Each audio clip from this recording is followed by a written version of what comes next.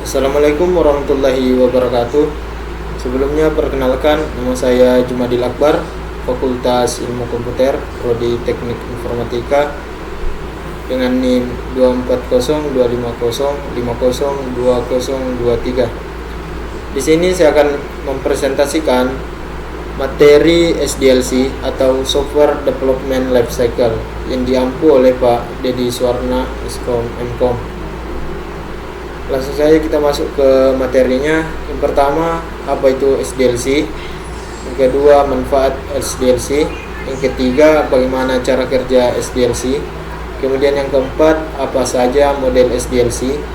Kemudian yang kelima, bagaimana SDLC menangani keamanan. Dan yang terakhir, bagaimana SDLC dibandingkan dengan metodologi manajemen siklus hidup lainnya. Selanjutnya, apa itu SDLC?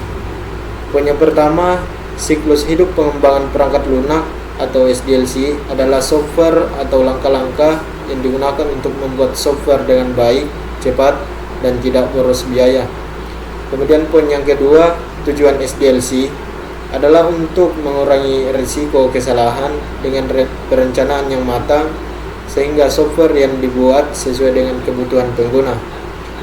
Kemudian poin yang terakhir, SDLC membagi proses pembuatan software menjadi beberapa tahap yang jelas sehingga pekerjaan lebih teratur, mudah dikerjakan, dan bisa diukur hasilnya. Selanjutnya, manfaat SDLC.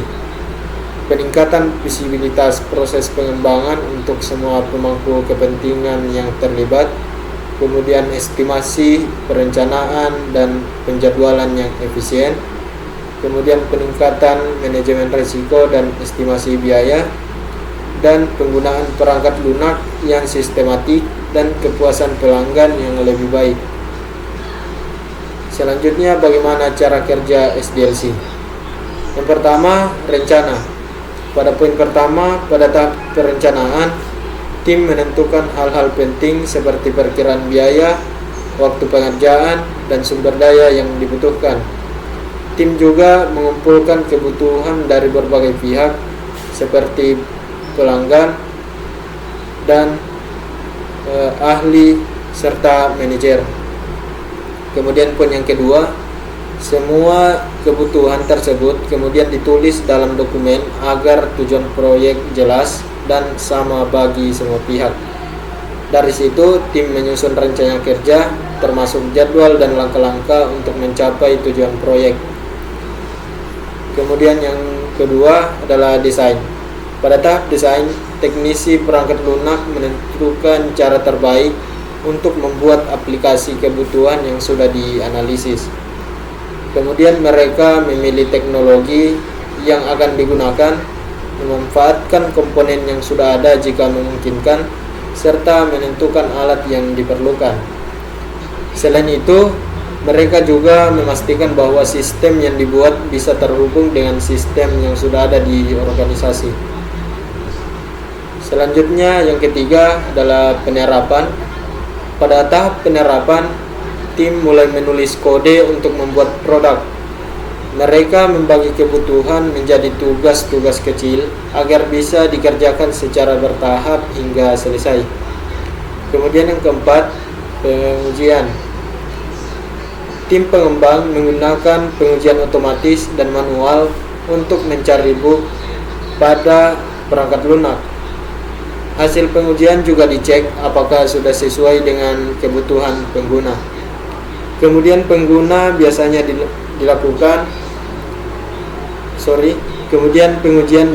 dilakukan bersamaan dengan proses pengembangan karena tim langsung menguji kode yang mereka buat.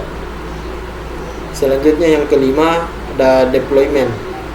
Yang pertama, saat tim membuat software, mereka bekerja dan menguji di versi khusus atau lingkungan build, bukan yang dipakai pengguna. Software yang dipakai pengguna disebut produksi. Kemudian poin yang kedua, pemisahan ini penting agar pengguna tetap bisa memakai aplikasi tanpa gangguan saat ada perbaikan dan pengembangan. Kemudian poin yang ketiga, tahap deployment adalah proses pemindahan hasil akhir dari lingkungan build ke produksi, termasuk pengemasan, pengaturan, dan pemasangan aplikasi. Kemudian yang keenam, pemeliharaan atau maintenance. Pada poin pertama, pada tahap pemeliharaan, tim memperbaiki bug, kemudian menangani masalah pengguna, dan melakukan perubahan pada perangkat lunak. Selain itu, tim juga memantau kinerja, keamanan, dan pengalaman pengguna untuk meningkatkan kualitas sistem. Kemudian kita masuk ke apa saja model SDLC.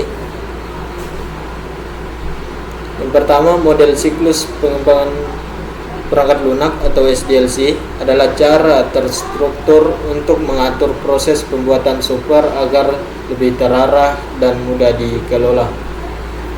Poin yang kedua, setiap model SDLC memiliki urutan tahap yang berbeda, tetapi tujuannya sama, yaitu membuat proses pengembangan menjadi lebih efektif dan terorganisir. Kemudian poin yang ketiga, beberapa model SDLC diantaranya, yang pertama model waterfall, yang kedua model iteratif, yang ketiga model spiral, yang keempat model tangkas, kemudian yang kelima model angel. Baiklah, itulah tadi paparan materi dari saya, kurang lebihnya mohon dimaafkan. Sekian dari saya. Wassalamualaikum warahmatullahi wabarakatuh.